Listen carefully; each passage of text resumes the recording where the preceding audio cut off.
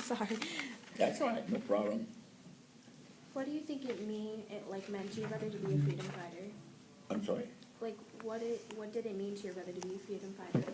Well, I don't think he thought of himself really as a freedom fighter. He thought it was just the right thing to do because in 1942, you all understand much about the internment of Japanese Americans? You know what happened. About the You- camps? Yeah. And when, You all know what happened. And you Yeah. all know 110,000 of us from the West Coast were removed from the West Coast. Okay. Yeah. Well, almost immediately after the war, but especially after February 19th, 1942, the military commander of the West Coast is a guy named John L. DeWitt. He started issuing orders, and he started issuing orders because one thing happened. In February 19th, 1942, President Franklin Roosevelt issued Executive Order 9066. And what Executive Order 9066 said, that any military or duly appointed military officer could designate any military area within the Western Defense Command where anybody could be removed from that area or restricted from coming into the area. It was entirely up to the judgment of the military commander, who, as I say, was John L. DeWitt.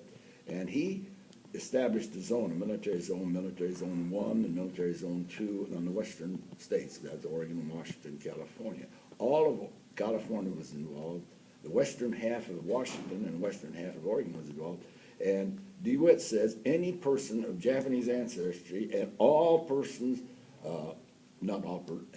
some German aliens and some Italian aliens could be removed from that area. All Japanese, not all persons of German ancestry or not all persons of Italian ancestry, just Japanese. And so my brother said, hey, wait a minute, that's not fair.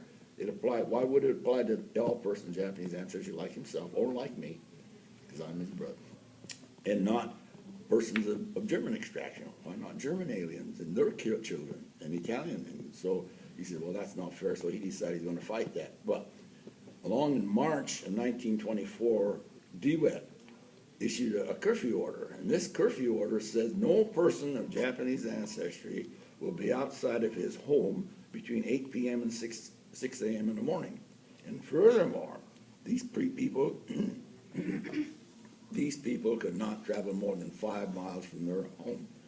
And that what really ticked my brother off. He says that is absolutely unconstitutional because it's applied to only persons of Japanese ancestry, but not to all persons of Italian ancestry, nor all persons of German ancestry. So he says, I want to find somebody to be a guinea pig to challenge this law. But he couldn't find anybody because nobody wanted to, run the risk of being thrown in jail. So he decided that he'd do it himself.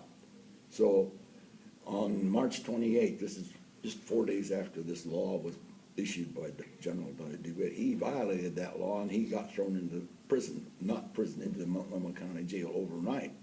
And he got bailed out that Monday morning, but then of course he was indicted and he was sentenced because he broke a law.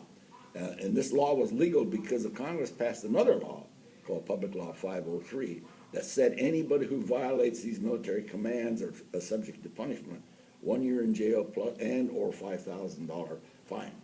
So anyway, that's what happened to my brother, and then got thrown in jail. And then, well, it's a long story. You don't want me to tell it all. Go shoot some more questions.